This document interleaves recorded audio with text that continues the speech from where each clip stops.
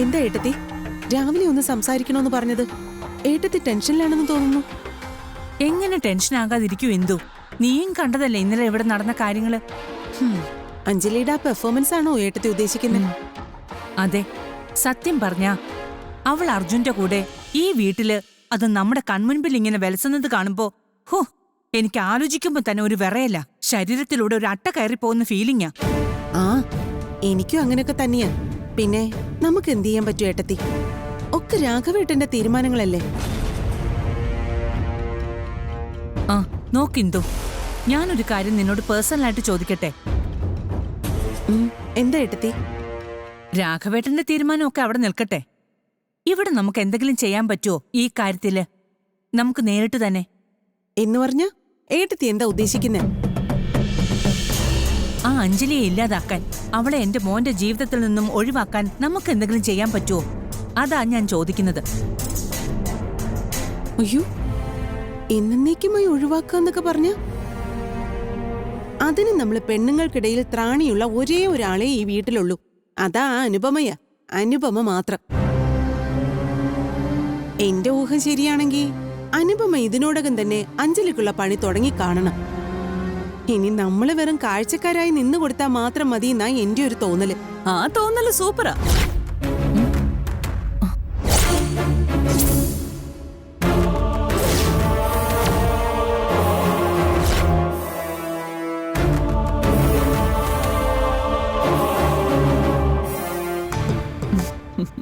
നിങ്ങൾ ആന്റിമാരുടെ ഈ ചർച്ച കാണുമ്പോ എനിക്ക് പണ്ട് സ്കൂൾ ക്ലാസ്സിൽ എന്തോ പഠിച്ചൊരു കഥയാ ഓർമ്മ വരുന്നത്.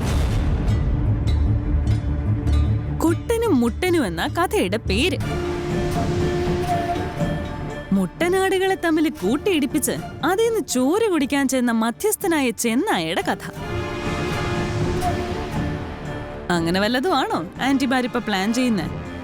ഏയ്, എന്ത് പ്ലാനിങ്? ഇവിടെ ആർക്കും പ്ലാനും പദ്ധതിയും ഒന്നുമില്ല. പ്ലാനിംഗ് ഒക്കെ നടത്തുന്നത് നീയും നിന്റെ അമ്മായിയച്ഛനും കൂടിയല്ലേ. ഞങ്ങൾ വെറും കാഴ്ചക്കാര്. ഓ, അങ്ങനങ്ങ് പറഞ്ഞു ഒഴിയല്ലേ ആന്റി. ഞാൻ കേട്ടു നിങ്ങൾ രണ്ട് ആന്റിമാരുടെയും ഡിസ്കഷൻ എന്തായിരുന്നു. അഞ്ജലിയെ കൊല്ലണം, അതല്ലേ ആവശ്യം? പേടിക്കണ്ട, ഞാനിതാരോടും പറയാനൊന്നും പോകുന്നില്ല. അടിസ്ഥാനപരമായിട്ട് നമ്മൾ മൂന്നുപേരും ഒരേ തൂവൽ പക്ഷികൾ തന്നെയാ. അത് വേണം നമ്മൾ ഇനിയെങ്കിലും അംഗീകരിക്കാൻ. എന്ന് പറഞ്ഞ അഞ്ജലി ഈ വീട്ടിൽ നിന്ന് പുറത്തായി കാണണമെന്ന് നമ്മൾ മൂന്ന് പേരും ഒരേപോലെ ആഗ്രഹിക്കുന്നു. എന്താ, ശരിയല്ലേ അത്? അങ്ങോട്ടും ഇങ്ങോട്ടും നോക്കി കണ്ണുരുട്ടണ്ട. Say yes or no? ശരിയാ, യെസ്. ഹോ, സന്തോഷം, ഇപ്പോഴെങ്കിലും സമ്മതിച്ചല്ലോ. സി, അങ്ങനെയാണെങ്കിൽ ഇതുവരെ നിങ്ങൾ രണ്ടുപേരും എനിക്കിട്ട് പണിത എല്ലാ പണികളും മറന്നുകൊണ്ട് ഞാൻ നിങ്ങൾക്കൊരു വാക്ക് തരട്ടെ. A promise. 1-2 ആഴ്ച, ഏറിയാൽ 1 മാസം, അതിനുള്ളിൽ അഡ്വക്കേറ്റ് അഞ്ജലി ഈ ശംഖുചക്രം തറവാടിന്റെ പൊട്ടിക്ക് പുറത്താവും. പുറത്താക്കി തരാൻ ഞാൻ ഈ അനുപമ. എന്താ, സന്തോഷായോ? അല്ല, അത് പിന്നെ കഴിഞ്ഞില്ല. എനിക്കൊരു വ്യവസ്ഥയുണ്ട്, ഒരു കണ്ടീഷൻ. എന്ത് കണ്ടീഷൻ? അഞ്ജലി പുറത്തായാൽ പിന്നെ ഈ ശംഖുചക്രം തറവാട്ടിലെ ഫസ്റ്റ് ലെഫ്റ്റനന്റ് ഞാനായിരിക്കും. ഐ മീൻ അഡ്വക്കേറ്റ് രാഘവനുണ്ണിക്ക് ശേഷം ഞാനായിരിക്കും ഈ വീട്ടിലെ ഓൾ ഇൻ ഓൾ. ഈ അനുപമ അഭിലാഷ് ആയിരിക്കും എന്നർത്ഥം. എന്താ, സമ്മതമാണോ രണ്ടാൾക്കും? അല്ല, രാഘവേട്ടൻ കഴിഞ്ഞാ പിന്നെ ഏട്ടത്തിയല്ലേ ഈ വീട്ടിലെ ഏറ്റവും മൂത്തത്. മൂപ്പിളമായി ഒന്നും നോക്കാൻ എനിക്ക് നേരമില്ല. അഞ്ജലിയെ പുറത്താക്കണോ വേണ്ടയോ അത് പറഞ്ഞാ മതി രണ്ടാളും.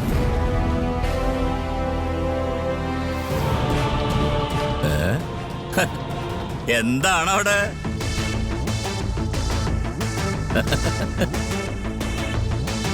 അല്ല, രാവിലെ തന്നെ ഈ വീട്ടിലെ പെണ്ണുങ്ങളൊക്കെ ചേർന്ന് എന്താ ഒരു ഗ്രൂപ്പ് ചർച്ച?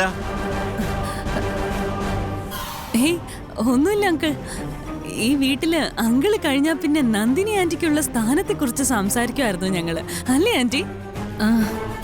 ആണോ? അത് കൊള്ളാം.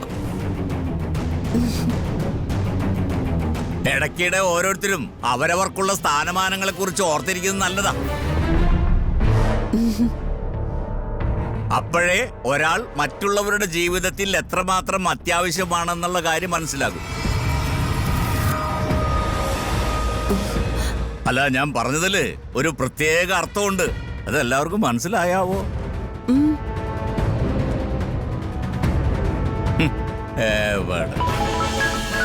ഓ, കുറുപ്പാണല്ലോ. ഇയാളെന്താ ഈ രാവിലെ തന്നെ?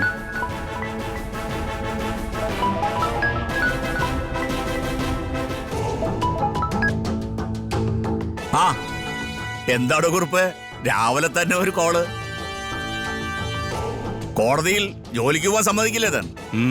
താൻ കോടതിയിലോ കോഴിക്കൂട്ടിലോ എവിടെ വേണമെങ്കിലും പൊയ്ക്കോ. എനിക്ക് തന്നോട് ചോദിക്കാൻ ഇനി ഒരൊറ്റ കാര്യമേ ഉള്ളൂ രാഘവ. താൻ ഇക്കുറിയെങ്കിലും എന്റെ മോൻ ചെറുക്കനെ ഈ കേസിൽ നിന്ന് രക്ഷിച്ചെടുക്കുവോ? അതെന്തോടോ കുറുപ്പ് അങ്ങനെ ഒരു ചോദ്യം?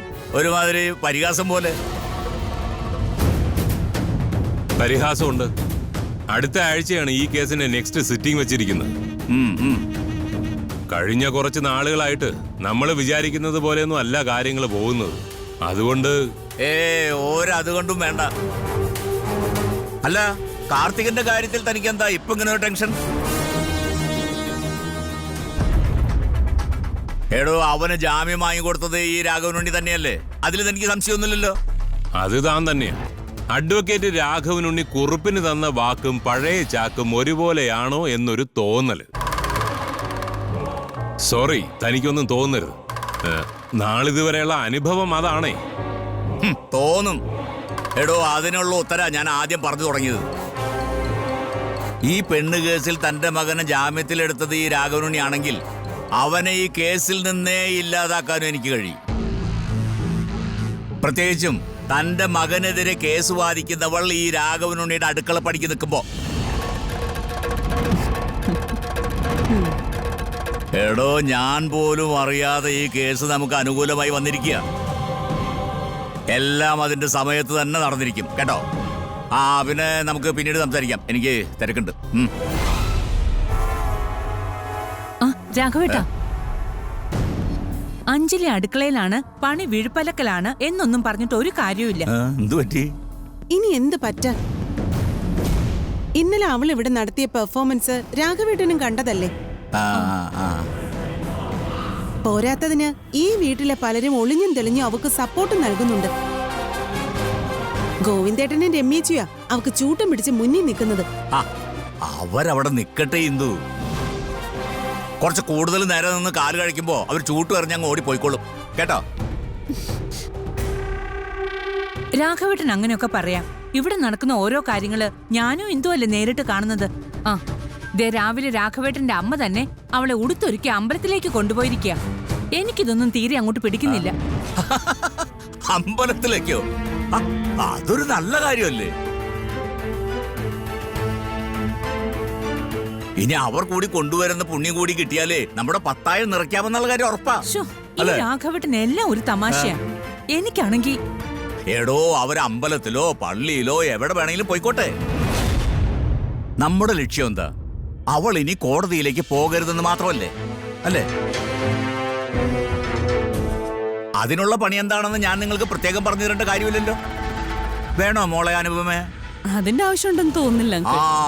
അതാണ്. എടോ, ഒരു കണക്കിന് അവൾ ഈ വീട്ടിൽ വന്ന് കയറിയത് ഈ കേസിന്റെ കാര്യത്തിൽ ഒരു അനുഗ്രഹമാണെന്നാണ് എനിക്ക് തോന്നുന്നത്. ഒന്നുമില്ലെങ്കിലും അവളിപ്പോ നമ്മുടെ കൈപ്പാകിലല്ലേ വന്ന് പെട്ടിരിക്കുന്നത്. അതുകൊണ്ട് താൻ ഇനി കുറച്ചു ദിവസം തന്റെ ഇളയ മരുമകളെയും കൂടി ചേർത്ത് പിടിച്ചൊന്ന് സഹകരിക്ക്. എന്നിട്ട് അവള് വല്ലപ്പോഴും ആവശ്യപ്പെടുന്ന കാര്യങ്ങളൊക്കെ അന്വേഷിച്ച് ചോദിച്ചറിഞ്ഞ് വച്ച് വിളമ്പുണ്ടാക്കി കൊടുക്ക്. അതല്ലേ അതിന്റെ ഒരു മര്യാദ, അല്ലേ മോളെ? നന്ദിനിക്ക് ഞാൻ പറയുന്നത് വല്ലതും മനസ്സിലാവുന്നുണ്ടോ? ഇത് നമ്മൾ അവൾക്ക് കൊടുക്കുന്ന ഒരു ഓഫറാണ്, ഒരു ലിമിറ്റഡ് ടൈം പീരീഡ് ഓഫർ. തൽക്കാലം ഈ കേസ് ഒന്ന് കഴിഞ്ഞോട്ടെ. അത് കഴിഞ്ഞ് അഡ്വക്കേറ്റ് അഞ്ജലിയുടെ കാര്യത്തിൽ നമ്മൾ ആ ഓഫർ അങ്ങ് റദ്ദ് ചെയ്യും. പിന്നെ അവളുടെ ഈ ലോകത്തിലെ നെറ്റ്വർക്ക് തന്നെ ഓഫായി. ഏത് ഓഫ്.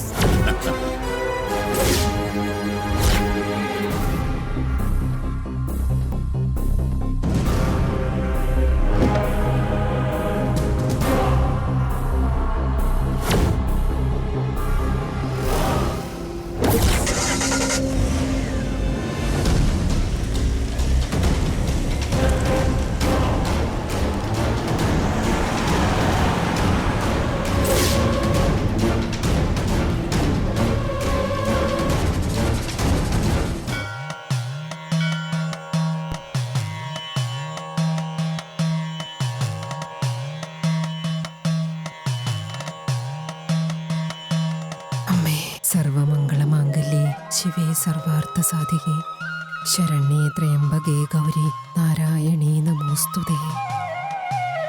അമ്മേ മഹാമായേ, ദേവി മഹാമായേ, കാത്തുകൊള്ളണമേ. എന്റെ കുടുംബത്തിലെ ഓരോ കുഞ്ഞുങ്ങൾക്കും നീ നല്ലത് മാത്രം വരുത്തണമേ. അമ്മേ മഹാമായ കാത്തോളണേ. എൻ്റെ അച്ഛനും അമ്മയ്ക്കും ആര്യേച്ചിക്കും എപ്പോഴും നീ കൂട്ടായിട്ടുണ്ടാവണേ.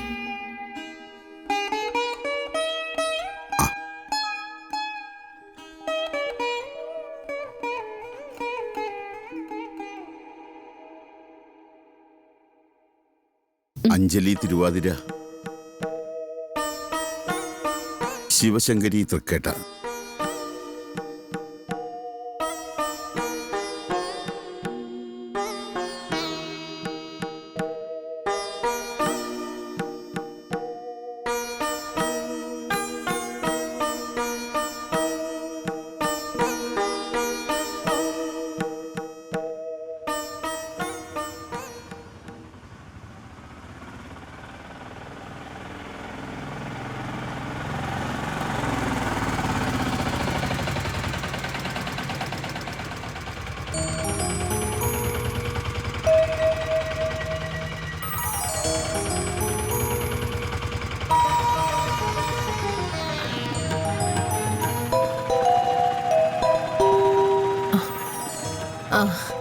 ശ്യാമള അകത്തേക്ക് ചെല്ല്, ഞാൻ ഈ ഫോണിലൊന്ന് സംസാരിച്ചിട്ട് വരാം.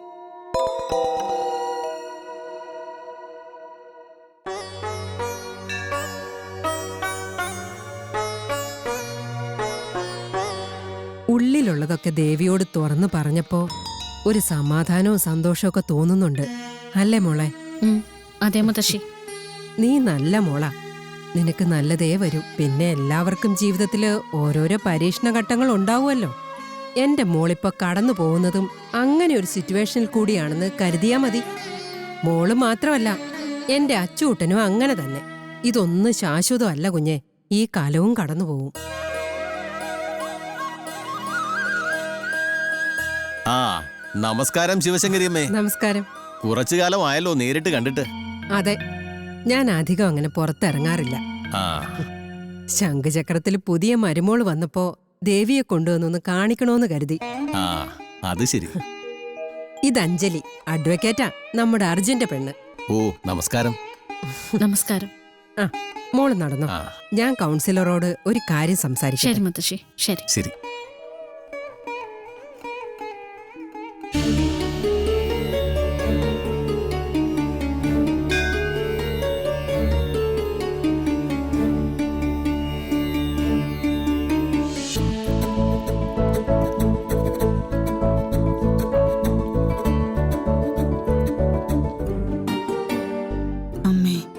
ദേവി മഹാമായേ,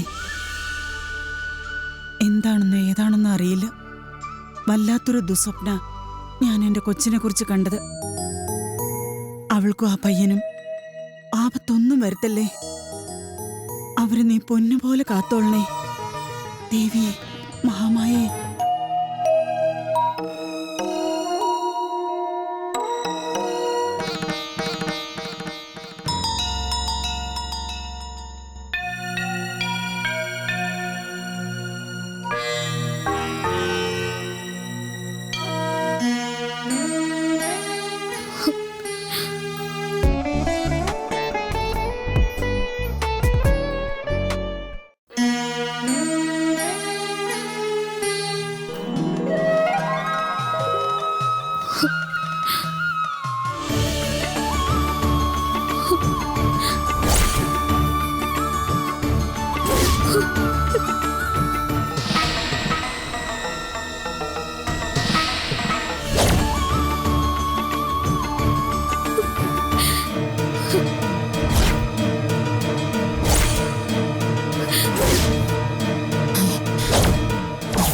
എവിടെ?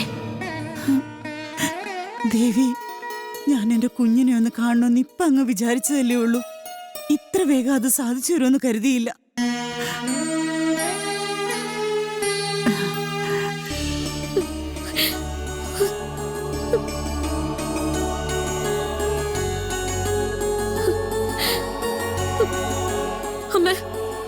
അമ്മയ്ക്ക് സുഖാണോ? അച്ഛൻ എന്തു പറയുന്നു? ആര്യച്ചയുടെ PSC ടെസ്റ്റ് 16-ാം തീയതിയല്ലേ? ചേച്ചി വലുത് പഠിച്ചോ? അത് ചേച്ചി പഠിച്ചില്ലെങ്കിൽ ഞങ്ങള് പഠിപ്പിച്ചോളാം.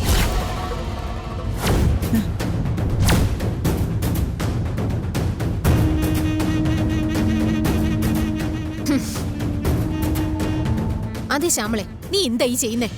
ഇവളുടെ കാര്യത്തിൽ ഇനി ഒരു താല്പര്യവും കാണിക്കരുതെന്ന് ശിവരാമേട്ടൻ രാവിലെ കൂടെ പറഞ്ഞതല്ലേ?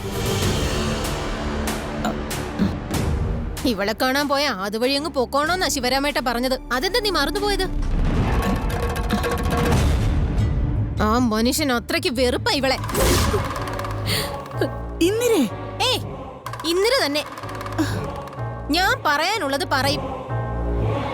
ദേ, ഇവളുടെ കൂടെ ലോഹ്യം കൂടി നിന്നാലേ ഞാൻ ചെന്ന് ശിവരാമേട്ടനോട് പറയും. അവസാനം നിനക്ക് ആ വീട്ടിൽ കയറണമെങ്കിലേ ഓട് പൊളിച്ച് കയറേണ്ടി വരും. പറഞ്ഞില്ലെന്ന് വേണ്ട. അമ്മായി, ഞാൻ എന്റെ അമ്മയോട് സംസാരിക്കുന്നതിൽ എന്താ കുഴപ്പം? കുഴപ്പമുണ്ട്. ദേ, എന്ന് നീ ഞങ്ങളെയൊക്കെ പറഞ്ഞു പറ്റിച്ച് മറ്റൊരുത്തന്റെ കൂടെ ആ മാളിക വീട്ടിൽ കേറിപ്പോയോ, അന്ന് മുതൽ നീ അന്യ സ്ത്രീയാ. അയ്യോ, ഞങ്ങൾ പാവപ്പെട്ടവരുമായിട്ട് നീ കൂട്ടുകൂടാനേ വരണ്ട. ഇന്നലെ മതി, ഒന്ന് നിർത്ത. എല്ലാവരും ശ്രദ്ധിക്കും. ഇത് അമ്പല. ഓ പിന്നെ ശ്രദ്ധിച്ചാ പിന്നെ ഇന്നലെ അങ്ങ് പേടിച്ചു പോവും. അതെ, നീ ഇവളുടെ കാര്യത്തിൽ കൂടുതൽ ഒലിപ്പിക്കൊന്നും വേണ്ട. ഇവളെ നിന്റെ ആ പഴയ അഞ്ജലി മോളൊന്നും അല്ല, അഞ്ജലി തമ്പുരാട്ടിയാ. അയ്യോ, കണ്ടില്ലേ കൊച്ചമ്മ ചമഞ്ഞവൾ അമ്പലത്തിൽ വന്നിരിക്കുന്നത്. കൂടെ വലിയ കൊച്ചമ്മമാര് വേറെയും കാണും. അയ്യോ, അതെങ്ങനെ? അനുപമയുടെ അല്ലേ ഈ അനുജത്തി? നീ കൊച്ചമ്മ ചമഞ്ഞില്ലെങ്കിലേ അത്ഭുതമുള്ളൂ. ഇന്ദിര, ഞാൻ എന്റെ മോളോട്. മോളോടൊന്നുമില്ല. ദേ, നീ വെറുതെ സമയം കളയാതെ വന്നേ. തൊഴുത് അവസാനിപ്പിച്ചിട്ട് എനിക്ക് ജോലിക്ക് പോകാനുള്ളതാ.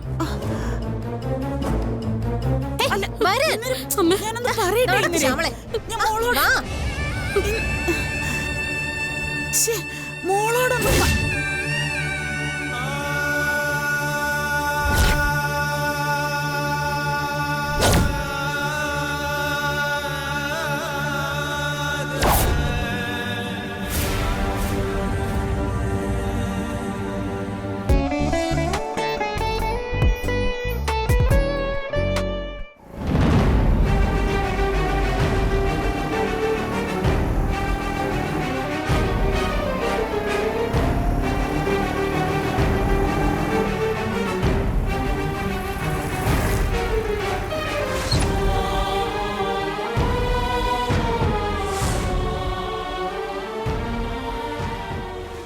അർജുനെ, അർജുൻ, അർജുൻ ഇല്ലേ ഇവിടെ? ഹലോ,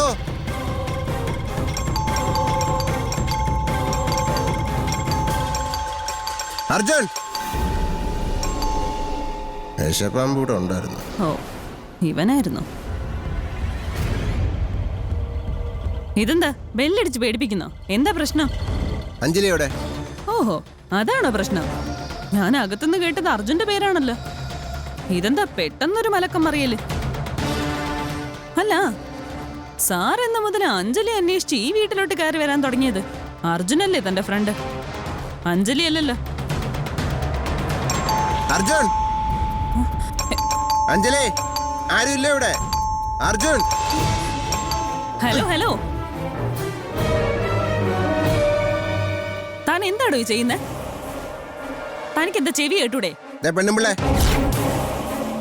എനിക്ക് നിങ്ങളോടൊന്നും പറയാനില്ല. വാ തുറന്ന കള്ളം മാത്രം പറയുന്ന നിങ്ങളോട് സംസാരിച്ചാലേ ഞാൻ എന്തെങ്കിലും വിളിച്ചു പറയും. ഒന്നാമതേ എന്റെ ബെല്ലും ബ്രേക്കും ഇല്ലാത്ത നാക്കാണ്.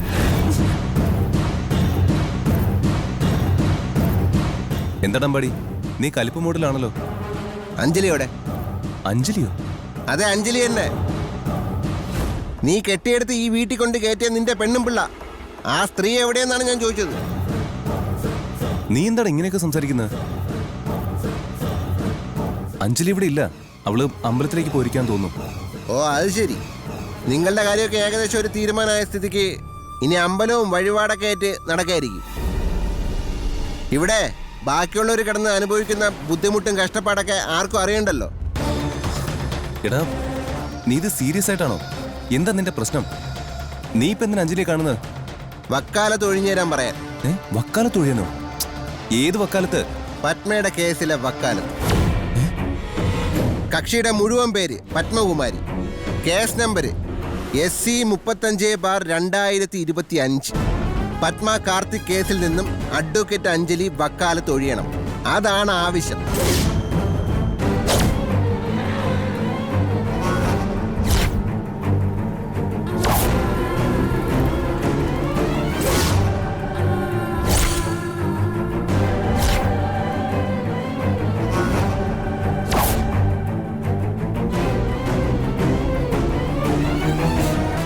എന്താ അമ്മായി? എടി പെണ്ണെ, നിന്റെ ജീവിതം കട്ട പുകയാകൂലോടി.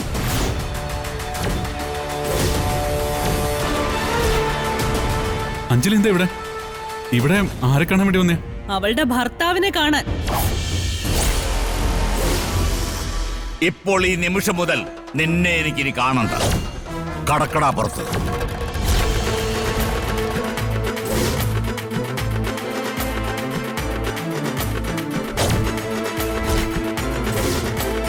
അഞ്ജലി തിരിച്ചു വന്നേ.